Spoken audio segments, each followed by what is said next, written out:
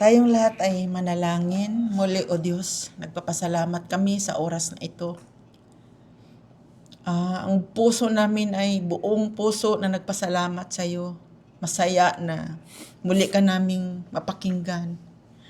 Lord, ang sabi mo sa iyong salita na aming presenta ang aming mga buhay na haing handog sa iyo, Panginoon, ang aming mga sarili na bilang handog na buhay. Nawa, O Diyos, ang aming mga puso, Panginoon, ay tapat naming ipagkaloob sa iyo sa oras na ito, Panginoon, upang maintindihan namin ang iyong pangungusap sa amin dahil alam po namin, O Diyos, ito ay para sa amin. Para kami ay mapalago, para kami, Panginoon, ay hindi madala sa kung ano-ano mang mga pangungusap, Panginoon, sa mundong ito, Panginoon, sa mga busis sa mundong ito, Panginoon. Kaya maraming salamat, O Diyos, sa iyong lingkod na iyong pinapadala sa amin, Panginoon, na magbigay sa amin bilang tagapagsalita mo, Panginoon. Lord, ang aming dalangin sa bawat sa amin, Panginoon, na nawa, O Diyos, magkaroon kami ng espiritu na buong puso naming ilagak sa iyo, Panginoon, ang oras na ito, Panginoon, upang hindi kami masilo, Panginoon, ng kaaway, Panginoon, na ang aming mga buhay, O Diyos, wala kami magagawa. Wala talaga kami magagawa kung hindi ikaw ang aming mag-guide sa amin, Panginoon, O God. Kaya maraming salamat, Panginoon, O God. Nagpakumbaba kaming lahat sa iyo. Itago mo kami sa iyong cross, Panginoon. Itago mo kami sa iyong dugo, Panginoon, upang hindi kami makita ng kaaway, Panginoon, kundi makita mo, Panginoon, ang iyong dugo ng iyong anak. Purihin ka sa lahat ng oras, Panginoon. Maraming salamat sa pangalan ni Jesus. Amen.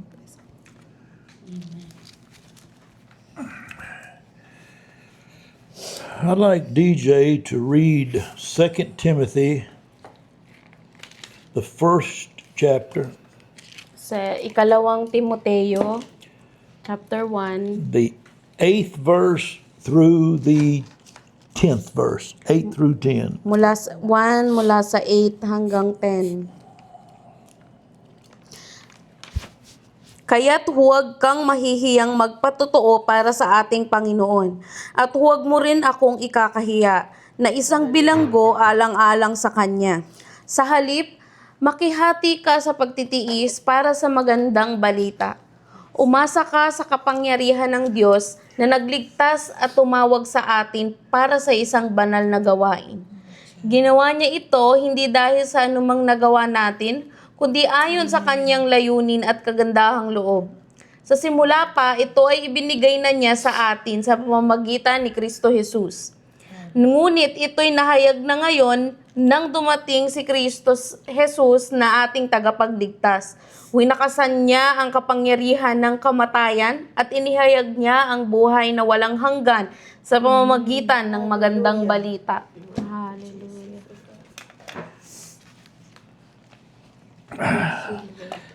I want to talk to you about the life and immortality of the gospel. At ang gusto kong ibahagi sa inyo ngayong araw yung buhay at kawalang kamatayan ng salita ng Panginoon. But to go through this thoroughly with you, I want to back up verse for verse and point out some scriptures. Pero bago tayo magpatuloy, gusto kong abalikan natin tong ibang mga bersikulo.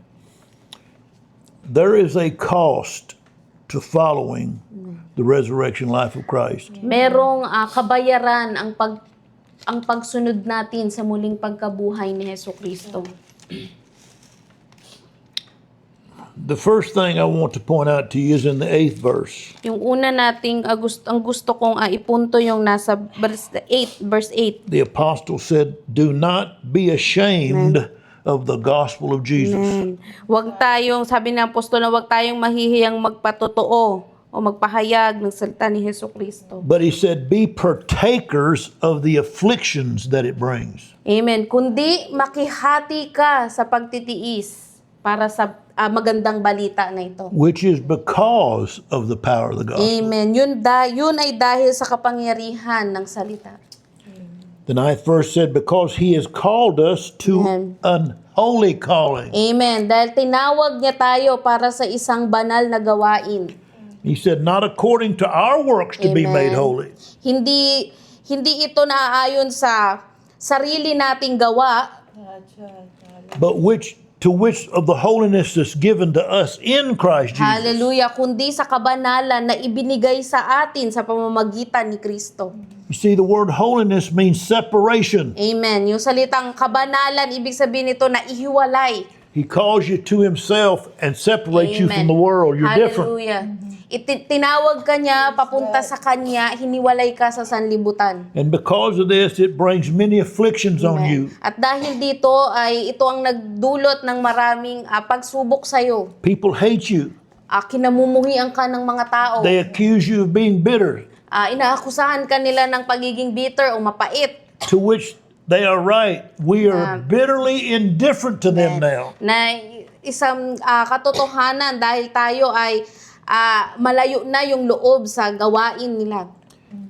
And the apostle says in the 10th verse, At sinabi ni Apostol Pablo sa ika-10 na this verse. salvation is made manifest to us by the appearing Amen. of our Savior Jesus Hallelujah. Christ. Sabi niya, ito ay nahayag na ngayon nang dumating si Kristo Jesus na ating tagapagligtas. Who abolished death.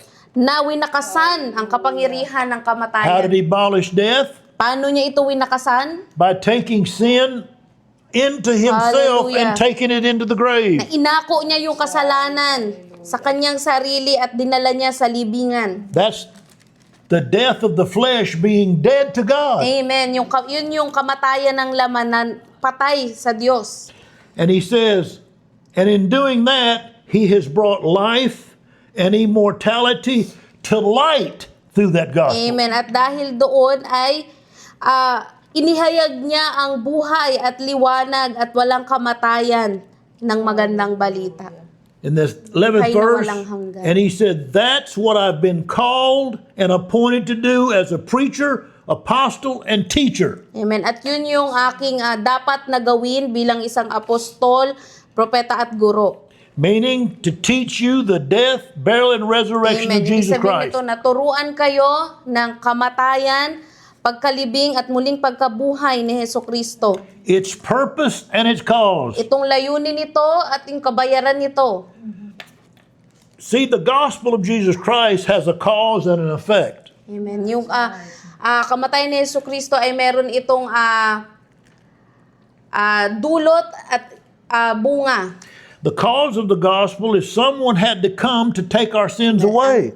Ang ibig sabihin, merong dapat na dumating upang iligtas tayo, alisin yung ating mga kasalanan. That was the cause of God sending him Yun here. yung dahilan kung bakit pinadala ng Ama yung kanyang anak dito. That he would take the sins of the whole world upon Hallelujah. himself. Upang akuin niya yung kasalanan ng buong sanlibutan patungo sa sarili niya.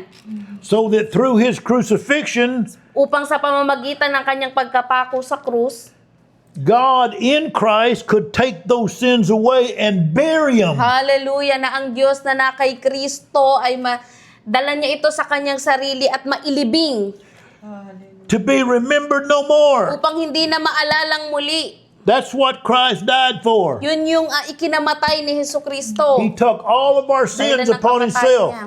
Kinuha niya lahat ng kasalanan papunta sa kanya. And he died as a sinner. At siya ay namatay bilang makasalanan. He didn't die for my sins. He died as a sinner. Hindi siya namatay para sa aking kasalanan, kundi namatay siya bilang isang makasalanan. Jesus was not the object of God's wrath. He was the subject of God's wrath. Hindi siya yung kumbaga hindi para sa kanya yung galit, kundi inako niya yung galit. And ng he Diyos. done it voluntarily. God didn't make him do Hallelujah. it. At ginawa niya ito ng bukal sa kalooban, kanyang kusang loob. Hindi siya pinilit na gawin yun. The scripture records that he laid his life down for us. Hallelujah. Na itala dito sa Biblia na binigay niya yung kanyang buhay para dito. And the scripture said, and for this cause, God loved His beloved Son. Hallelujah. At sabi nga, ay dahil dito ay iniibig ng Diyos ang kanyang bugtong na anak. Because His Hallelujah. beloved Son was willing to take our sins on Hallelujah. Himself that knew no sins, that He could take them away. Dahil yung kanyang bugtong na anak ay buong puso na kusang loob na inako yung ating mga kasalanan. Siya na walang bahid o walang kaalam-alam ng kasalanan ay inako niya ito. That very Kaya inibig siya ng Panginoon. Hallelujah. That very picture of Him hanging and dying for our sins is for the knowledge of why He come. Amen. Yung pinaka imahe na siya ay nakapako sa krus. Siya ay namatay ay yung nagpapakita sa atin na yun yung dahilan kung bakit siya naparito. I asked the Lord many years ago. Tinanong ko ang Panginoon, matagal nang nakalipas. It troubled me. Dahil itong bagay to bumagabag sa akin. Lord, why did you have to die in that manner openly before all before we could be saved? Tinanong ko ang Panginoon, Panginoon, bakit kailangan mong mamatay sa ganoong paraan, sa harap ng publiko? And it was just one simple answer the Lord said to me. At isa lamang, isang simpleng sagot ang binigay ng Panginoon sa For the knowledge of what I was doing. upang malaman ninyong lahat kung ano itong ginagawa ko. When you see Him hanging there suffering, He was suffering our sins. Amen. Dahil kapag nakita natin siya doon na nakapako sa krus, na nagdurusa, makikita natin na siya ay nagdurusa para sa ating mga kasalanan. Who was an innocent lamb. Amen. Siya na isang inosenteng tupa. He took our sins upon Himself Hallelujah. and died as a sinner.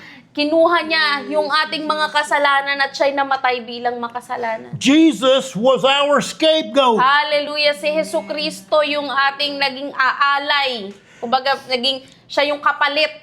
In the Old Testament, God was revealing this to Him by the sacrifice of lambs. Na dito sa Lumang Tipan ipinakita ng Panginoon ito sa pamamagitan ng pag-aalay ng tupa. The Old Testament scripture said the priest would lay their hands on these lambs when they sacrificed them. Sabi sa Lumang Tipan, yung mga pare, yung mga namumuno noon ay ilalagay nila yung kanilang mga kamay dito sa mga alay na mga tupa. And then they would cut the lamb's throat and let it bleed out. Tapos gigilitan nila yung tupa at papatuluin yung dugo. Showing that when them priests laid their hands, they was laying the sins of the people on that lamb to take it away. Na nagpapakita na yung lagay nila ng kamay nila doon sa tupa, yun yung nagsisimbolo na o nagpapahayag na nilalagay nila yung kasalanan doon sa inalay na tupa na yun. That's why the scripture says from the beginning of time, God was showing us that through all these Kaya signs. sabi sa salita na mula pa nung umpisa ay ipinapakita na ito ng Diyos sa atin.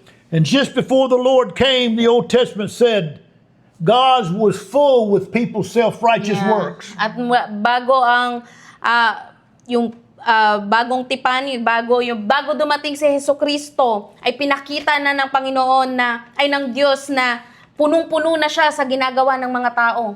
Meaning, the fullness of time had come that God was desiring a body. Amen. Na dumating na yung araw na ninanais ng Panginoon ng isang katawan na saan siya mananahan. And the Holy Spirit give birth to His own body. Hallelujah. At ang banal na Espiritu ay nanganak para sa kanyang sariling katawan. He told Abraham that many years ago. Sinabi niya iyon kay Abraham, matagal nang nakalipas. He said, I can't make a covenant with anyone seeing what Adam did. Sabi niya, wala akong magawang, hindi ko kaya makipagkasundo sa kahit na sino man matapos ng ginawa ni Adan. So, seeing that, Abraham, I'm going to send flesh of my flesh and bone of my bone. I'll be able to make my covenant with him. At dahil dyan, Hallelujah. Abraham, ako'y magpapadala ng sarili kong laman, sarili kong buto, at doon ako makikipagkasundo. Because my own son will want what I want. Hallelujah! Dahil ang sarili kong anak ay nanaisin niya kung ano yung aking pagnanais. And that's the reason God gave Jesus that name of my beloved son. Hallelujah! At yun ang naging dahilan kung bakit si Jesus ay napangalanan na bugtong na anak. Hallelujah. The gospel is a whole lot bigger message than just preaching Jesus loves you. Yes, dahil ang salita ng Panginoon ay isang napakalaking mensahe kumpara sa mensahe na ang mahal ka ni Jesus. Jesus loved his Father's will above all Amen. things. Mahal ni Jesus mahal ni Jesus yung kalooban ng kanyang Ama higit sa kahit na anuman. God gave his only beloved Son because he knew he would take our sins away. Amen. Mahal ng Diyos yung kanyang bugtong na anak dahil alam niya na yung kanyang bugtong na anak ang aako ng ating mga kasalanan. All down through the years. He created Adam for that, but Adam failed him. Na nilikha niya si Adan na maraming taon nakalipas, maraming panahon na nakalipas na nilikha niya si Adan para siya sana ang gagawa That's noon. why Jesus said everyone that come before me was charlatans, but he said I can carry out my Father's will. Amen. Kaya sabi nga na lahat ng mga nauna sa akin, sabi ng Panginoong Hesus, lahat ng mga nauna sa akin ay hindi totoo, pero ako ay daladala ko yung kalooban ng Diyos, Because ng Ama. God, my Father, Jesus said, sent me here for this very Amen. purpose. Dahil ang Diyos na aking Ama ay ipinadala ko dito para sa layunin na ito. To deliver my people from their sin. Hallelujah. Upang mapalaya yung mga tao sa kanilang mga kasalanan. Hallelujah. But at this point, Pero ngayon, Jesus had not yet fulfilled his promise. pero nung panahon na yon, sa puntong yon, hindi pa gagawa na Jesucristo yung kanyang dapat gawin. If you've seen what I've said up to this point, you still haven't seen the complete gospel. Yeah. Kung hindi nyo pa rin nakikita kung ano yung aking nais na yung mensahe na nais kong ipakita sa inyo, ay hindi nyo pa rin nakikita kung ano ba yung salita ng buong salita. There's a lot of ways I could explain this. Maraming paraan na pwede ko itong ipaliwanag.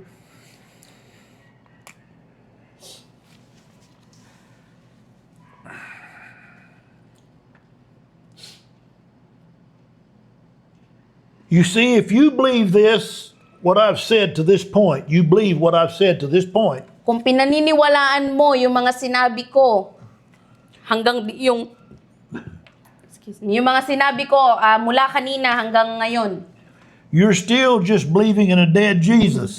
kung yun lang ang pinaniniwalaan mo ay isang patay na Jesus pa rin yung iyong You see, pinaniniwalaan. he took my sins away, Na, di ba may kita na kinuha niya yung aking mga kasalanan, but now what? pero ngayon ano? When God raised him from the dead, a spiritual body, Yes, nung siya ay binuhay mula sa pagkamatay, isang spiritual na he katawan. wasn't a spirit, but he was raised in a spiritual body. Di ba? Hindi siya espiritu pero siya ay muling nabuhay sa pamamagitan ng isang spiritual na katawan.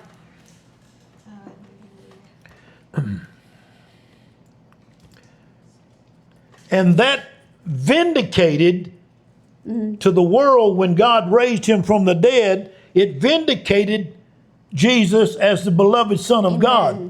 Dahil doon sa kanyang muling pagkabuhay, ito ay nagpatotoo sa mga tao na siya yung bugtong na anak ng Diyos.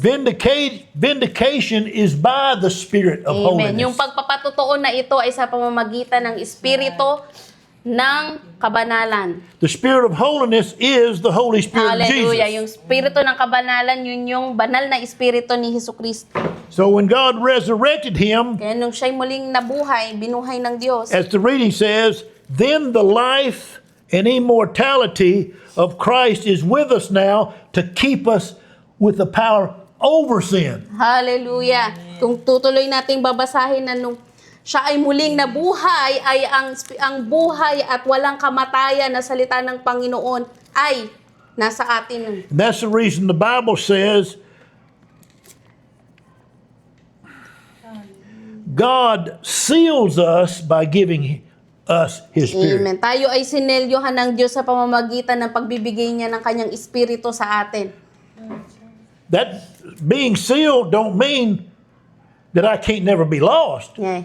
Yung selyo na hindi ibig sabihin nun na hindi na ako pwedeng maligaw. the word seal means God has approved us. That's His Yeah. seal. When I give you my Spirit, that's my mark that you belong to me now. Amen. Yun yung selyo, yun yung pagbibigay, kumbaga, pag-aaproba sa atin. Yun yung ating marka na tayo ay nasa Kanya. And from that forth, when that resurrected Spirit At of Christ comes into our hearts and lives, At mula doon sa ang muling pagkabuhay na Espiritu ni Kristo ay pumasok sa ating buhay, it means that collectively, among all the members of His body, His Spirit has been given into the lives. Amen. Ibig sabihin noon, sa lahat ng mga tao na kung saan nananahan yung kanyang espiritu ay naandoon ang kanyang banal na espiritu sa kanilang puso. The church is the different members Amen. of the people that are in His body. Amen. Yung simbahan ay yun yung iba't ibang miyembro ng kanyang o parte ng kanyang katawan. That's the reason the spiritual body of Jesus Christ is His body here on earth. Amen. Kaya ito yung yung spiritual na katawan ni Jesucristo, ayun yung kanyang katawan dito sa sanlibutan. And all the different members are different members of that body through the Holy Spirit. Amen. At yung mga tao na yun, yung mga miyembro na yon ng katawan ni Jesucristo, All are not prophets. hindi lahat ay propeta, All are not apostles. hindi lahat apostol, All don't have the spirit of intercessory. hindi lahat ay may spiritual na pumagitna ng panalangin sa mga tao. All people don't prophesy. Hindi lahat ay nagpopropesiya. Each person in the body of Jesus Christ are different members of that Amen. body. Lahat ng mga tao na nasa katawan ni Jesucristo, baga iba't ibang parte sila, iba't iba yung kanilang With different abilities that's called gifts of the Holy may iba't Spirit. ibang abilidad na tinatawag na kaloob ng Espiritu. So, the resurrected body of Jesus Christ is His body of people. Amen. Kaya yung muling pagkabuhay na katawan ni Jesucristo, ito yung kanyang katawan, yung mga tao niya. Because there's only one Lord, Amen. Dahil may iisa lamang na Panginoon, one faith, iisang pananampalataya, one baptism, iisang pagkabautismo, one God, iisang Diyos, one Spirit, iisang Espiritu, one body, iisang katawan. that we're all in God and God is through us all by His own Spirit. Lahat tayo ay nasa Diyos at siya ay nasa atin sa pamamagitan ng kanyang Espiritu. If so, if you have received His Spirit. Kung ikaw ay natanggap mo ang kanyang Espiritu. So actually what it is, the Spirit of God baptizes sinners Amen. into the body of Jesus Christ. Kaya ang Espiritu ni Jesucristo, siya yung nagbabautismo sa tao pasok sa katawan ni Kristo. And gives us all that one Spirit. At siya ang nagbibigay sa atin itong iisang Espiritu na ito. Sa ating Hallelujah. lahat, sa lahat. And Paul said, and that's what I have been appointed and called to do as an apostle, a prophet, and a teacher to all of you. Amen. At yun ang sabi ng Apostol Pablo na yun yung aking katawagan, yun yung aking katawagan na dapat gawin bilang isang apostol, propeta at guro sa inyong lahat. That through my gospel, Pamamagitan ng aking salita, God calls all men into Himself tinawag ng Diyos yung lahat ng tao papunta sa Kanya of all nations, mula sa iba't ibang mga lugar. rich and poor, Mayaman man o mahirap, intelligent, non-intelligent, matalino man o hindi matalino. that we all might be one in Him in the household of Amen. God. Upang tayong lahat ay maging isa sa sambahayan ng Diyos. And He said, for which cause I also suffer many At afflictions. dahil dito ako ay nagdusa ng maraming pagsubok. If people only know Kung alam lamang ng tao, ng mga what a tao, man of God suffers, na kung ano yung mga pinagdaraanan at pinagdurusahan ng isang lingkod ng you would Diyos, know why there are not that many men of God. malalaman ninyo kung bakit kakaunti lamang sila. Quite a cost. Dahil malaki ang kapalit. You lose your life for the life of others. Mawawala yung buhay, kapalit ng buhay mo para sa buhay ng iba. that the man of God might be all things to all people. Upang ang lingkod ng Diyos ay maging para sa lahat ng tao. I'd like to read some scriptures in the book of 1 Corinthians now, in the 15th chapter. Sa unang Korinto 15.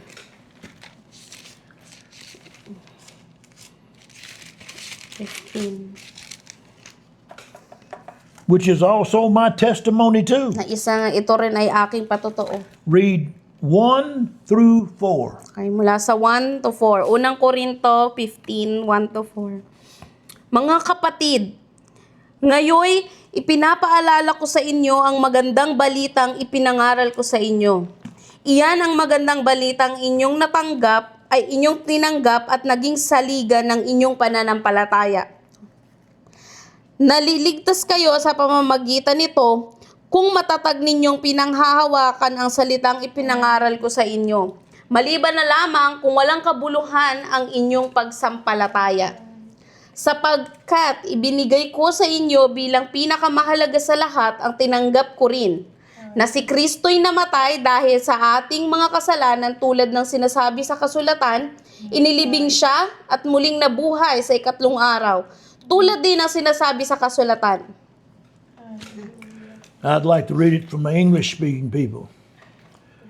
Moreover, brothers, I declare to you and have declared the gospel which I have preached to you, and which some of you also have received, and you are standing in it, Amen. by which also you were saved.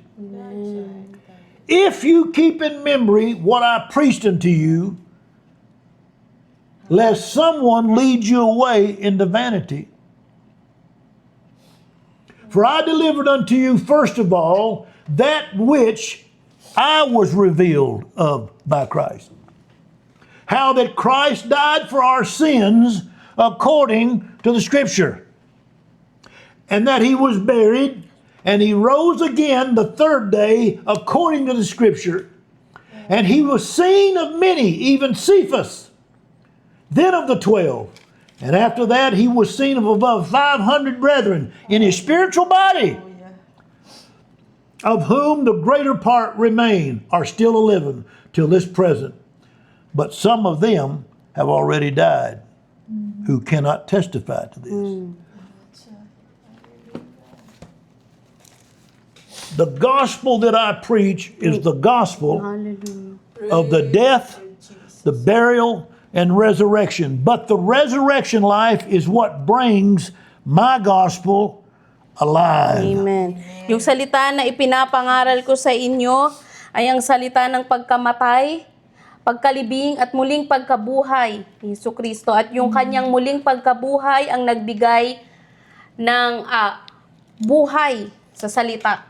I don't desire for you to know anything except Christ crucified and resurrected for you. Hallelujah. Wala na akong ibang bagay na ninanais na malaman ninyo, kundi si Kristo ay namatay at muling nabuhay. I'm not concerned about all your divisions and fightings and doctrines. Hindi ako, wala akong pakialam sa inyong mga pagtatalo-talo, sa pagkakagrupo-grupo ninyo, I preach that mga Christ doktrina. took the sins of the whole world upon Na aking, himself.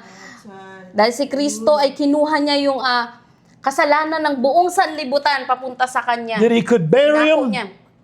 in his grave, Para mailibing niya kasama sa Kanyang libingan. and that he might be resurrected in your heart to live forevermore. Upang siya ay muling mabuhay sa inyong mga puso I magpakailanman. preach Christ crucified, buried, and resurrected to live in you. Ang aking pinapangaral na si Kristo na napako sa krus, namatay at muling nabuhay, na manahan at mamuhay sa inyo. Christ has come. Si Kristo ay dumating. If you hear a man of God preaching, the kingdom of God is at hand. Reach out and believe. Amen. Kapag ka may nangaral sa inyo na ang kaharian ng Diyos ay nasa kamay na, paniwalaan nyo yung taong yun. The kingdom is the Holy Spirit's rule through Christ in Amen. you. Yung kaharian, ito yung pamumuno ng banal na espiritu sa inyong buhay, sa inyo. Kaloob. That's what I had for you people today. Hallelujah. Any of y'all would like to share anything? Any of you testified anything?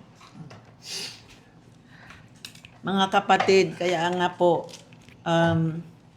kailangan talaga nating matuto, magpatutuo. Magpatutuo sa bagong buhay na binigay sa atin ng Panginoon. Kanina, yung salitang, ano ba Tagalog ng recipient? Hindi tumatanggap. Or beneficiary, The same- recipient. Parang ganon. The same as heirs. We inherited. O mga kapatid, tandaan nating mabuti kung Ay tumanggap. merong pinapangaral sa atin, merong libreng bagong buhay na ibinigay sa atin. Libre na kaligtasan. Sabi ng ating mga ngaral, kung mayroon tayong narinig na ganyan na nangangaral, abutin natin at paniwalaan natin ito. Dahil kung hindi tayo mag-exert effort na aabutin natin ito o hindi tayo maniniwala na para bang sinasabi natin, narinig ko na ito lagi. Iba ito. Dahil ito ay katotohanan. Ito ay buhay. Buhay ng ating Panginoon na binigay sa atin. Dahil ang sabi sa mga salita ng Diyos, hindi siya mananahan hindi siya mananahan sa gawa ng tao, sa mga building. Mananahan siya sa sarili niyang gawa. Sarili niyang kaganda, yung kanyang grasya, sarili niya. Kaya yung mga building o grupo, hindi tayo dyan. Hindi tayo tinatawag para dyan. We all are the building of God. Yeah. Dahil tayo yung panahanan, ang puso mo, kapatid. Hanggat hindi nababago yung puso natin at hindi tayo nakikiisa, hindi tayo naniwala. Sabi nga kanina, kung meron tayong napakinggan na nangaral sa atin, kapag hindi tayo mag-reach out din, hindi tayo parang lang, wala, pumunta lang tayo, parang nakatunganga lang tayo na meron nang nangangaral doon na sa buong buhay na niya binibigay, para lang tayong mga huwan tamad na nag-antay na ibabagsak. Nag-antay, nakanganga lang tayo, wala tayong ginagawa. Paano tayo? Paano ang ating kaligtasan? Paano yung ating wala tayong ginagawa? Parang wala tayong respeto. Hindi natin nirespeto ang Diyos kapag ganyan tayo. Mas importante dito na ang sabi nga, kung may takot tayo sa Diyos, yun yung umpisa ng kaalaman natin sa Diyos. Ang respeto kasi, ang reverence kasi na sinasabi dito, yung fear of the Lord, yung may respeto ka sa Kanya. Kung may nangangaral dyan, tapos para kang walang gana, aligaga, nandoon nga yung katawan mo, pero ang isip mo, uuwi na ako dahil wala akong pagkain, mga ganun mga kapatid. Ito na yung panahon na maging maging seryoso din tayo dahil seryoso ang Panginoon, ang Diyos mismo. Bibugtong niyang anak, kaisa-isa niyang anak, mahal niyang anak. Hinayaan niyang pumunta rito para tayo ay iligtas. Kaya matuto tayo magpasalamat, matuto tayong panindigan natin ang katotohanan ng ating napakinggan. Dahil ang katotohanan na yan, walang ibang si Jesus yan. Ang buhay ni Jesus. Dahil sabi nga niya, ako ang katotohanan. Masakit ang katotohanan dahil kailangan mapalaya tayo. Madali lang natin maano kapag tinanggap natin ang buhay ng Panginoon. Kung ang buhay pa rin natin dati, kagaya ng magsalita na naman kami ng masakit sa inyo mga kapatid. Dahil una din ang aming mga sariling aming pinangaralan nito. Mahalin niyo ang mga alak. Mahalin niyo ang inyong bisyo. Tapos nakikinig kayo na may buhay ni Jesus na magbabago sa inyo. Yes, amen, naniwala ako. Pero Pag-uwi ninyo, pinulot nyo pa rin yung alak at ininom ninyo, sigarilyo nyo, kuhain nyo pa rin at manigarilyo kayo. Anong bagong buhay na yun na tinanggap mo? Talunan pa rin yun. Mga kapatid, kailangan mapakinggan natin ito dahil kung mapakinggan natin ang katotohanan na masakit, magpalaya ito sa atin. Dahil nagagapos nga tayo sa ganitong pag-iisip. Nagagapos tayo nito. Ayaw ni Sita na mapalaya tayo sa mga ganito. Kaya nagpapasalamat talaga ako nung narinig ko ngayong salita na beneficiary ako o recipient ako. Napakabuti ng Diyos dahil wala akong ginawa. Amen. Tagapagmana. Nagiging tagapagmana ako bigla. Nagpakasama ako. Nireject ko ang Diyos. Nireject ko siya. Nireject ko ang katotohanan. Hindi ako naniwala sa katotohanan. Nagiging reliyosa ako. Pero dumating siya. Akin ka. Yung tatak kanina, yung Holy Selyo. Spirit. Sinisilyuhan kita. Akin ka. Anak, akin ka. Gawin kitang tagapagmana. Parang wala akong ginawa pero ang Diyos ang gumawa nito sa buhay natin. Sino tayo na tanggihan natin yun? Magiging kagaya ba tayo sa panahon ng Panginoong Hesus na tayo yung sumisigaw? Ipako yan sa cross, ayaw namin siya. Ano yan? Impostor yan. Gusto namin si Barabas, yung kagaya namin na sinungaling. Kagaya namin na maraming bisyo. Kagaya namin na hindi sinasaway ang aming bisyo. Ayaw namin kay Jesus. Ganyan na din ba tayo ngayon, mga kapatid? Yan din ba ang ating gagawin ngayon? I-reject natin ang katotohanan. Dahil mas mahal natin ang mga bisyo natin. Mas mahal natin yung pita ng laman. Mas mahal natin yung mga pride natin. Mas mahal natin yung ating mga maling akala, mga maling bisyo, ganun. Kaya nagpapasalamat ako na nagiging tagapagmana ako. Purihin ang Diyos, hindi talaga tatawagin ng Diyos. Hindi talaga tumatawag ang Diyos na gaganon siya na, ikaw dahil napakabait mo, ikaw dahil matalino ka, ikaw dahil masunurin ka, akin ka natatakan kita. Hindi. Pinipili ka ng Diyos sa kabila ng ginagawa mo na yun yung ginawa niya sa cross. Dinidemonstrate niya ang pag-ibig niya sa iyo. Pag-ibig niya sa atin habang tayo ay nagpakasasa. Habang tayo ay buang-buang kay Satan, habang sinusunod-sunod natin si Satan. Ginagawa natin lahat ang sinasabi ni Satan sa atin. Pero ang Diyos, bumaba na, akin ka na tinatakan, yung dugo niya na ang tatak sa atin. Nung nabuhay siya uli, yun yung Holy Spirit na ating buhay, natanggapin. Sabi ng ating mga ngaral, sabi niya sa salita niya, ito yung free gift ko sa iyo. Kung baga sa titulo, ito na yung title natin. Hire kita, tagapagmana kita, beneficiary kita, recipient kita. Napakabuti ng Diyos, mga kapatid. Wala tayong may ibang masasabi kundi mabuti ka. Napakabuti, walang ibang mabuti kundi ang Diyos lamang. Kaya mga kapatid, masakit man ang ating mga ririnig, pasalamat tayo. Dahil ang Panginoong Hesus, pinagdusahan na yan lahat.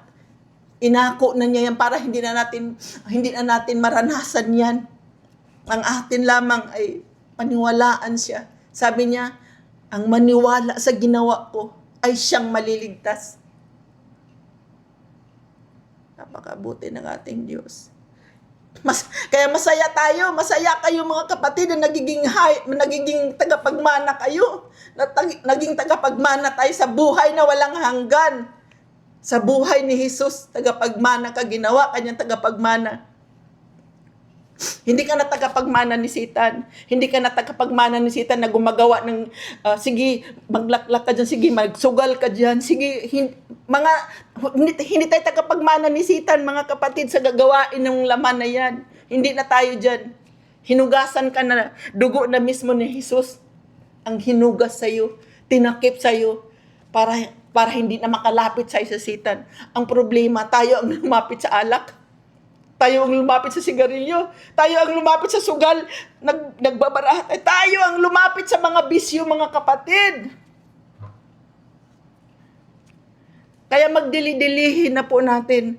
Kapag may time na narinig niyo tapos nakakita kayo ng, siyempre, ang mata ninyo, masarap ng alak, bilhin mo na yan. Pag nakita mo yan, tapos lapitan mo at bilhin mo at tunggain mo. Mga kapatid, dili-dilihin mo. Ang dugo ni Jesus mismo ang tinakpanay na para hindi mo na magustuhan. Lumayo ka dyan, hindi ka na para dyan. Dahil tinatakan tagapagmana ka na ni Jesus. Amen. Purihin ang Panginoon. Kaya ako, yung salitang beneficiary, kahit kanina ko pa ito narinig, tumatak sa aking isipan. Tagapagmana. Tagapagmana na kung minsan napakamasarap pakinggan, di ba? Sa natural nga, kapag naging tagapagmana ka, di ba, ang sarap pakinggan. Lalo pa sa ating Panginoon, na yun ay totoo at permanente, yung permanenteng tagapagmana ka. Kung tagapagmana tayo dito sa lupa, sa ating mga magulang, hindi yan permanente. Dahil darating ang panahon, pag namatay na rin tayo, mapunta sa mga anak, mawalang kabuluhan yan. Ang minana natin ay buhay na walang hanggan. Buhay ng Panginoon, buhay ng Diyos. Dahil ayaw niya na mapunta tayo sa dagat-dagatang apoy.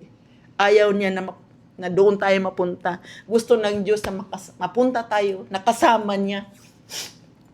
Kaya mga kapatid, nawa ang salita ngayon, ang mensahe ngayon, dalangin ko,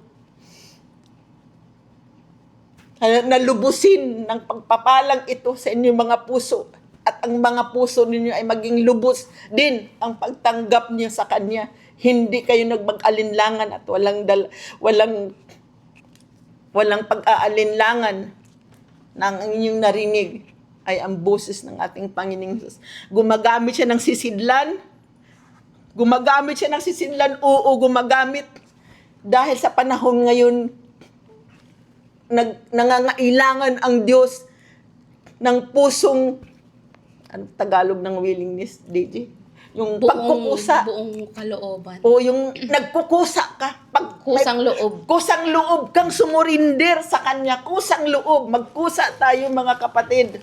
Dahil kung hindi tayo magkusa, wala din mangyayari sa mga buhay natin. Wala. Iyon ang katotohanan na aking tatatayuan sa pangalan ng Panginoong Hesus, mga kapatid. Purihin ang ating Panginoong Hesus. Yun lang pong aking mabahagi dahil sobrang nagagalak ang puso ko na isa ako sa pinili ng Diyos na maging tagapagmana niya. So ang ating gagawin, huwag natin itong baliwalain. Kung marunong tayo sa natural, marunong tayo magtago ng mga hiyas, marunong tayo magtago ng mga kayamanan, o kayo dyan kung may ginto kayo, talagang tinago ninyo, yung iba nililibing pa sa lupa, tinago nyo, binigyan nyo ng halaga. How much more ang Diyos? Bigyan natin siya ng halaga dahil hindi niya hiningi ang isang buong araw natin, ang hiningi lang niya sa atin ay kapiranggot na oras. Kapiranggot na oras lang dahil ang sabi niya, kung itong oras na to ay buong puso mong ipagkaloob, matutuwa siya. Buong puso mong ipagkaloob, matutuwa siya. Kaya mga kapatid, maraming nagpasalamat ako ngayon na binigyan din ako ng pagkakataon ng Diyos na makapagpatutuo sa Kanya. Kaya huwag tayong mahiya dahil binasa nga natin, huwag nating ikahiya ang magtestimonyo sa ating Panginoong Hesus. Kaya in-encourage talaga namin si DJ para ulit-ulit namin in-encourage kayo na matuto kayong magpatutuo. Dahil kung hindi kayo matuto magpatutuo, si Satanas ang magpatutuo sa inyo. Gusto nyo ba yun? Purihin ang ating Panginoon. So yan lang po mga kapatid, dahil mahal kayo ng ating Panginoon. Mahalin namin kayo sa espiritual na pagmamahal. Praise God.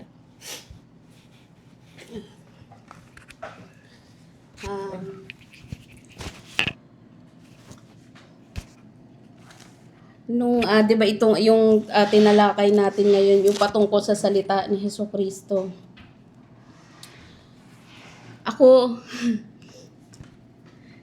the gospel that what Jesus Christ did in the earth. There's a time I was praying that how can I tell it to the people? Especially the part of Jesus took our sins. Sabi ko, paano ko ba ipapaliwanag yun sa mga tao kasi in the Philippines?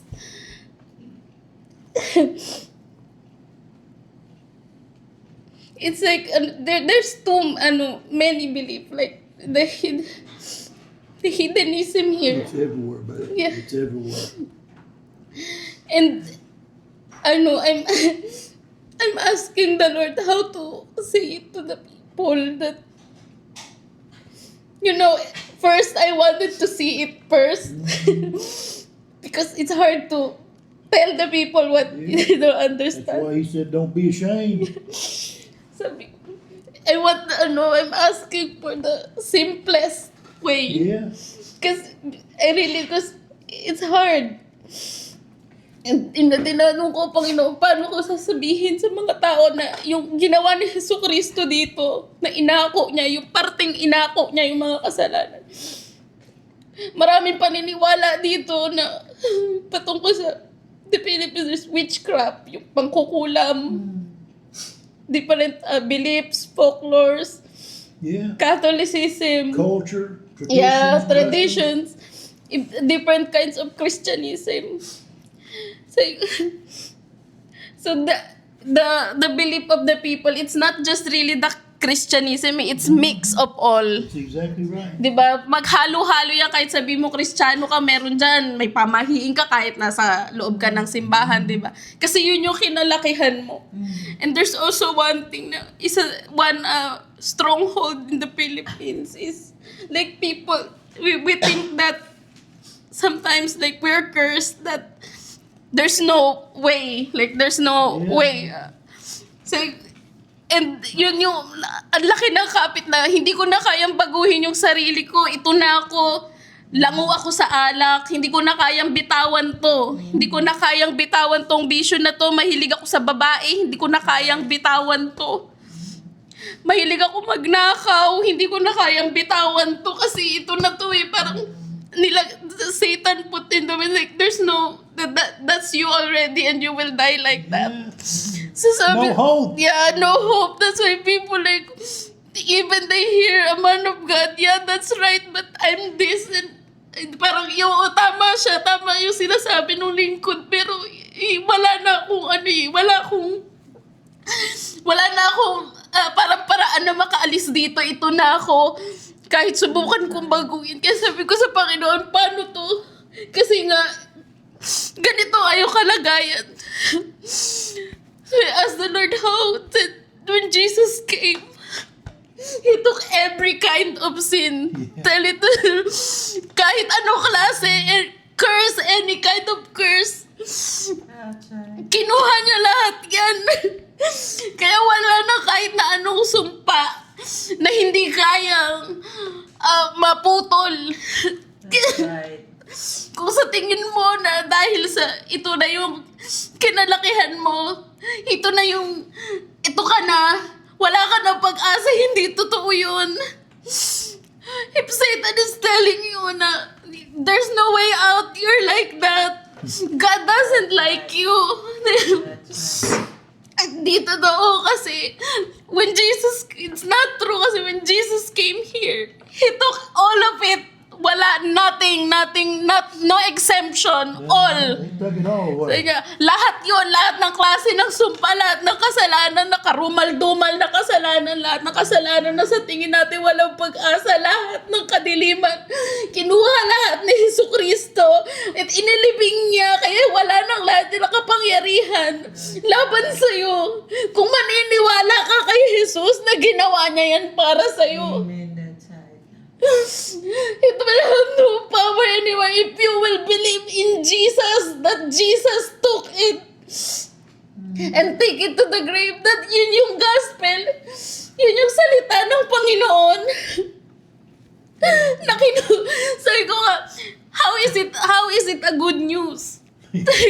Paano siya magandang balita? Magandang balita na napagtagumpayan niya, Jesus overcome.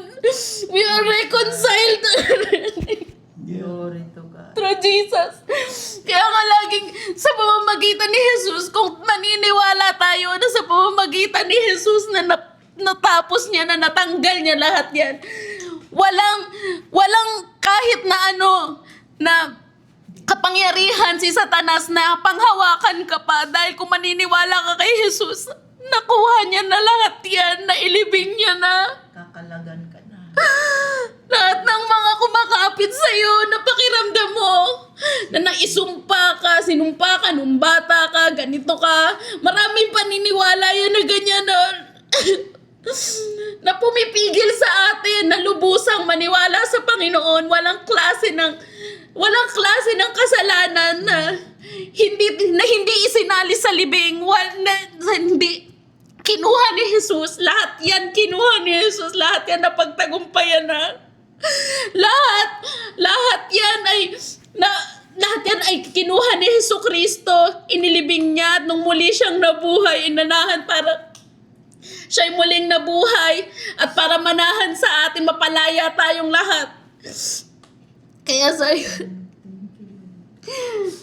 lahat ng mga paniniwala dito na sinasabi nila na ito kailangan mong gawin, ganyan. Kaya nga sabi dito, wala kaming pakialam kung ano man yung mga doktrina na pinanggalingan, kung ano man paniniwala, kundi ang tanging salita lamang ni Jesucristo, ng tanging magandang balita lamang na gusto naming yung tanging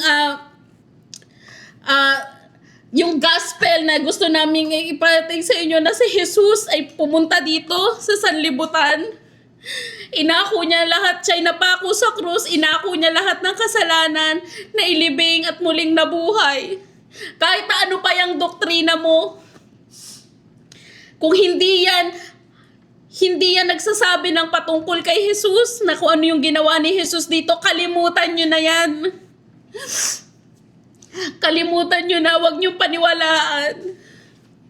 Dahil tanging kay Jesus, yung salita na yun, tanging kay Jesus lamang yung pag-asa natin, tanging kay Jesus lamang yung kalayaan natin, tanging kay Jesus lamang tayo may pag-asa.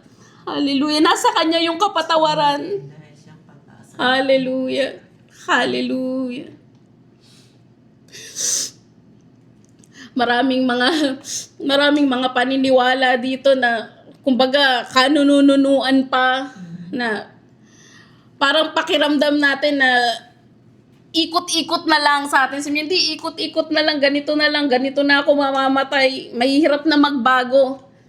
Yan yung inilagay ng Satanas sa isipan ng mga tao para, kaya nga nandito may isang lingkod na Panginoon. Kaya sabi ko nga, isang malaking pagpapala na may lingkod na pinadala yung Panginoon dito, dahil wala na tayong pag-asa kung nagkataon. Kasi sa dami ng mga lumamon sa atin ng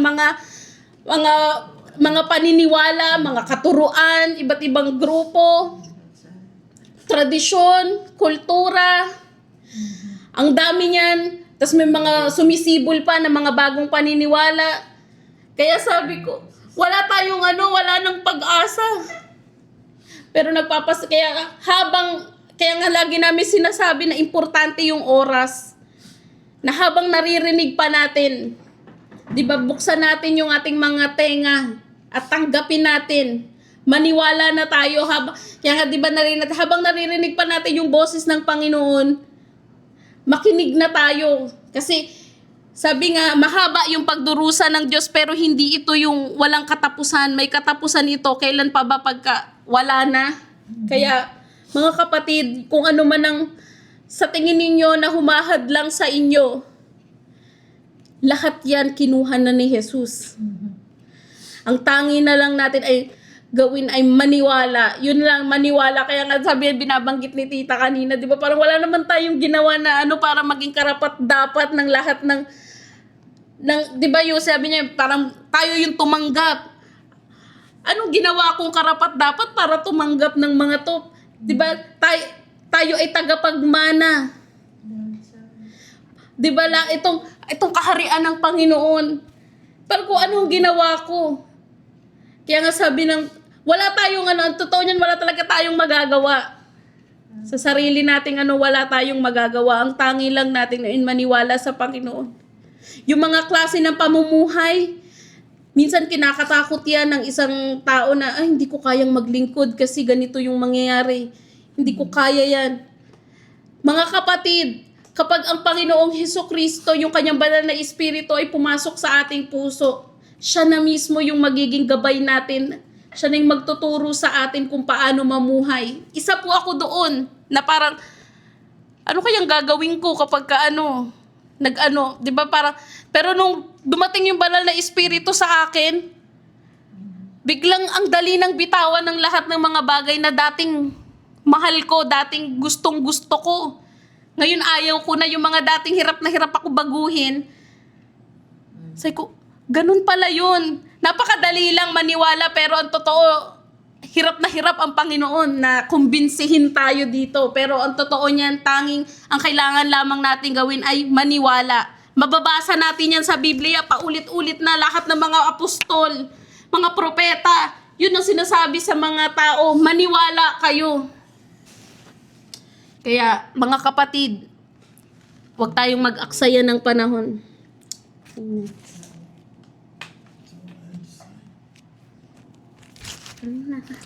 Tayong lahat. All that you were speaking, found right there in Colossians 2nd chapter. Paul warned them about culture, vain beliefs, philosophies. He said, beware, lest these people take you captive with their philosophy, their culture, because we're only complete in Christ Jesus. Amen. And he's the hope of the gospel, Hallelujah. the living hope, because he's alive forevermore. Amen.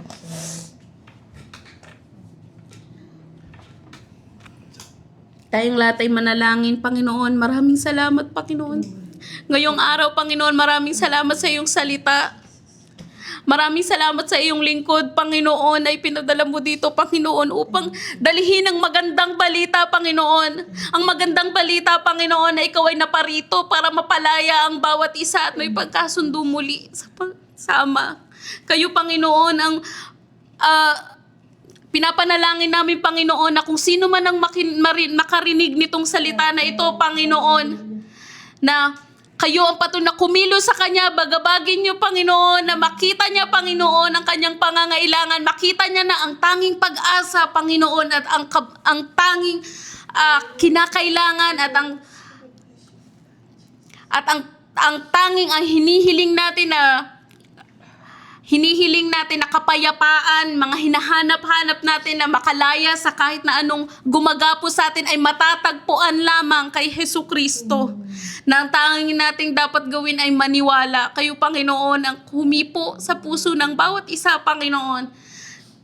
Patuloy niyo pong pagpalain ang bawat isa sa mga kapatiran, Panginoon, na may mga pinagdadaanan ngayon, Panginoon, na sinusubok ngayon, Panginoon. Kayo, Panginoon, ang patuloy na kumapit sa kanila upang sila'y patuloy na manalig sa iyo, Panginoon, sa iyong lingkod. Maraming salamat, Panginoon. Kayong patuloy na magpala sa bawat isa sa pangalan ni Jesus. Amen. Hallelujah.